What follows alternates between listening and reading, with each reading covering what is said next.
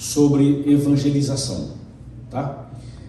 Tem alguém aqui que não é membro da Igreja Adventista?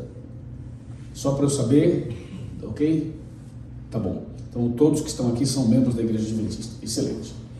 Pessoal, nós vamos então ler duas partes da Bíblia, 2 livros da Bíblia, e com esses 2 livros da Bíblia nós vamos relembrar, aprender, crescer mais ainda no conhecimento da missão. O primeiro texto que vamos ler está em Êxodo. Está em Êxodo. O seminário que eu vou fazer aqui é diferente dos que eu fiz lá, diferente dos que eu fiz para as outras igrejas de New Jersey. O seminário daqui é exclusivo para cá, não foi feito em lugar nenhum nesse mês, só para vocês entenderem que não é repeteco, é um tema específico para esta igreja. Amém, irmãos? Amém. Mostrando que ele foi pensado nisso. Êxodo capítulo 3, versículo de número 7. A gente vai começar com 7 e vamos lendo mais alguns textos, tá? Êxodo 3, a partir do versículo 7.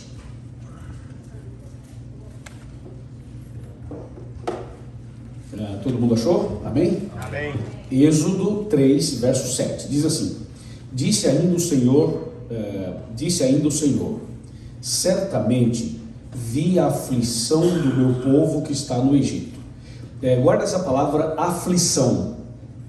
Nesse país tem alguém com aflição? Tem. Em qual país que não tem? Tem gente aflita no mundo inteiro, não tem? Tem. E aqui está dizendo assim: disse ainda o Senhor, certamente vi a aflição do meu povo que está no Egito. Aqui a gente poderia parafrasear dizendo assim: vi a aflição do meu povo que está nos Estados Unidos. Pode ser assim. Ou vi a aflição do meu povo que está na Inglaterra, ou na Espanha, ou em outro lugar do mundo, né? Ou no Brasil, ou na Venezuela, ou na Argentina, enfim, por aí vai. Vi a aflição do meu povo que está no Egito, e ouvi o seu clamor. Eu dei a paradinha para ver se está todo mundo ligado na Bíblia. E diz assim: e ouvi o seu clamor.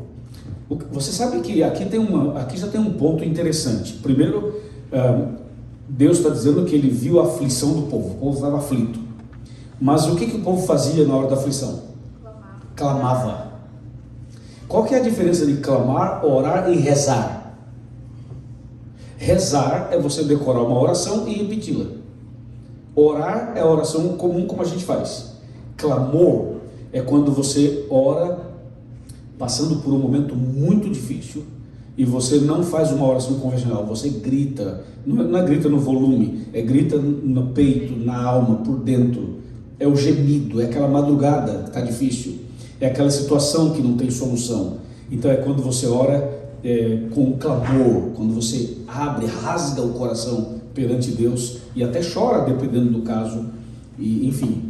E aqui tem uma coisa interessante: o povo estava aflito, mas o povo clamava. Vem cá, vocês acham que aqui na América existem pessoas clamando ou não tem? Tem. Às vezes a gente não sabe, pode ter um vizinho aqui, ó. Pode ser que tenha um vizinho aqui atrás, outro pro lado de cá, pro lado de lá, que essa noite esteve clamando e pedindo para Deus: Senhor, me dê uma luz, me dê uma solução. E a nossa igreja está aqui e não sabe que tem um vizinho aqui clamando. Então a ideia aqui no texto vai por aí. Aí fala assim: ouvi o seu clamor por causa dos seus exatores e conheço-lhe o sofrimento. Olha que texto rico esse. Verso 8: por isso desci a fim de livrá-lo da mão dos egípcios e para fazê-lo subir daquela terra a uma terra boa e ampla, terra que mana leite e mel, o lugar do cananeu, do eteu, do amorreu, do ferezeu, do eveu e do jebuseu.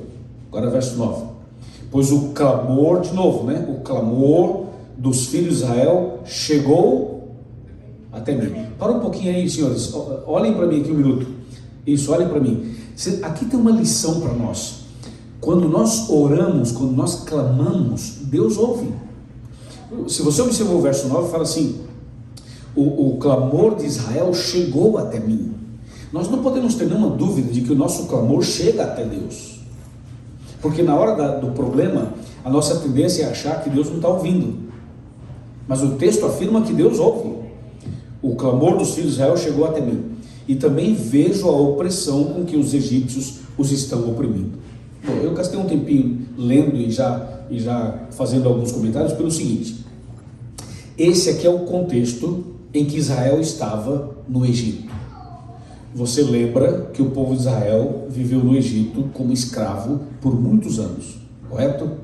E era uma escravidão extremamente dura, porque a gente pode dizer que tem a escravidão mais dura quando o escravo apanha, quando ele trabalha sangrando e tal, e tem outro tipo de escravidão em que o escravo não fica apanhando muito e tal, é mais uma opressão de determinar o trabalho dela. Mas aqui o povo de Israel, além da opressão de trabalhar no Egito, muitos deles foram castigados fisicamente. Então, o pano de fundo havia um povo escravizado no Egito, uma multidão escravizada no Egito. E essa multidão que estava escravizada no Egito clamava a Deus de dia e de noite. E qual era o sonho desses escravos? Era serem livres. Era serem livres. Então eles clamavam e pediam para Deus um livramento. E havia uma promessa de que Deus enviaria o libertador. Só que o tempo passou e o libertador não chegava. Então isso aumentava a angústia, o próprio clamor e às vezes até a insegurança. Quando você clama e não vê resposta, muitas vezes você pode ser tentado a achar que Deus não está te ouvindo. Mas Deus está ouvindo.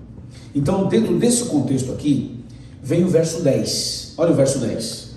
Vem agora e eu te enviarei a Faraó, para que tires o meu povo, os filhos de Israel, do Egito. Deus falou isso para quem?